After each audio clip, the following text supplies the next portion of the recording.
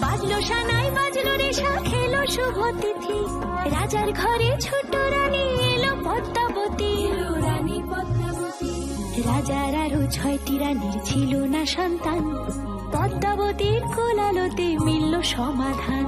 বছর যেতে জন্ম নিল 7 ছেলে 1 মেয়ে, হয় খুশির আকাশ হঠাৎ কালো মেঘে গেল ছেয়ে।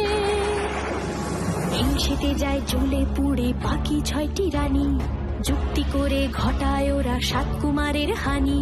সুযোগ মতো 7 ছেলেকে মাটিতে দেয় পুঁতে, বাঁচে একা পারুল ওরা পায় না তাকে ছুতে।